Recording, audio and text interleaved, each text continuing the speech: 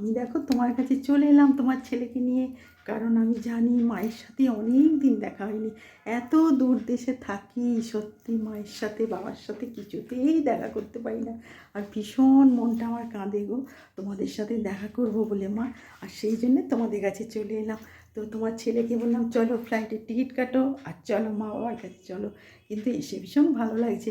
আচ্ছা মা, তোমরা কেমন আছো বলো তো? আমি তো দেখছেই পাচ্ছ কীরকম রোগা হয়ে গেছি, কী অবস্থা জানো মা। সব সময় কাজ আর কাজ, নিজের অফিসের কাজ, নিজের ঘরের কাজ। তুমি তো জানোই বাইরের দেশে থাকলে ভীষণ অসুবিধে, ভীষণ। তো কী করবো বলো মা। তো কদিন ছুটি কাটাতে এসেছি, আর তার সাথে আবার কোথাও একটু যাবো মা। সেই জন্য ভীষণ মজা লাগছে। তো হ্যাঁ রে বাবা, তোরা যে এলি, তো ছেলেকে নিয়ে তো এখানে তো এলি, বললি আরাম করবো, তো আরামটা কখন করবি? আচ্ছা মা, এসছি ছুটি কাটাতে, তো কদিনের তো ছুটি, তার মধ্যে একটু বাইরে যাব না?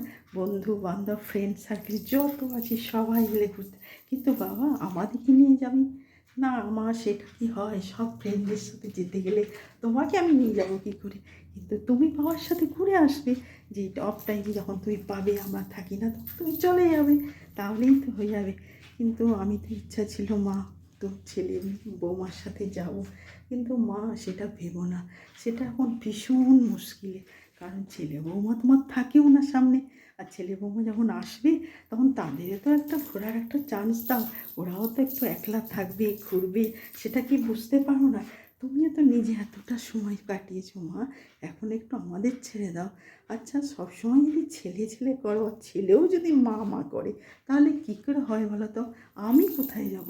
এটা বোঝো, আমিও তো কোথাও থেকে একটা এসছি, আমি তো আমাকেও তো থাকতে হবে নিজের হাজবেন্ডের সাথে। সেটা বোঝো, সেটা কেন বুঝছো না? তুমি খালি ছেলে আর এই করছো, এটা করো না মা। আচ্ছা মেয়ে যখন তোমার যায় কোথাও, তখন তুমি কি বলো যে মেয়ে জামার সাথে যাবো? তখন কিন্তু বলো না, তখন বলো তোরা যা বাবা, আমি থাকছি, ভালো থাকবো।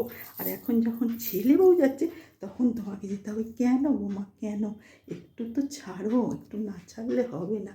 আর ছেলেকেও একটু ইয়ে করো, যাতে ছেলেও বেশ ফ্রি হয়ে থাকতে পারে।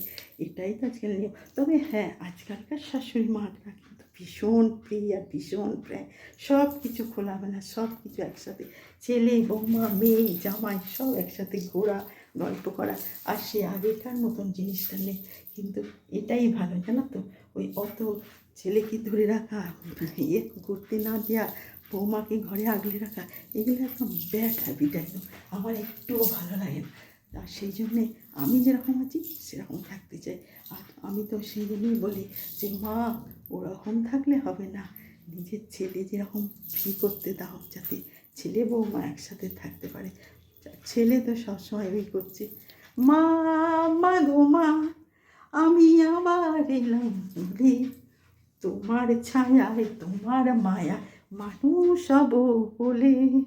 মা, মা গো মা, আমি এলাম তোমার বলে, তোমার ছায়ায় তোমার মায়া মানুষ হব বলে।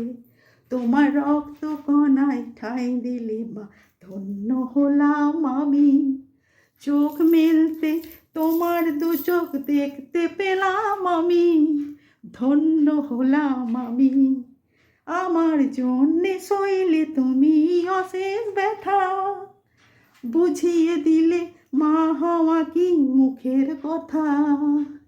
আমার জন্যে সইলে তুমি অশেষ ব্যথা, বুঝিয়ে দিলে মা হওয়া কি মুখের কথা। তোমার রক্ত কণায় গুলি হয়ে হলাম মনে দিলে, মানুষ হব বলে। মা, মা গো মা, আমি এলাম তোমার মনে, তোমার ছায়ায় তোমার মায়া মানুষ হব বলে। Thank you so much.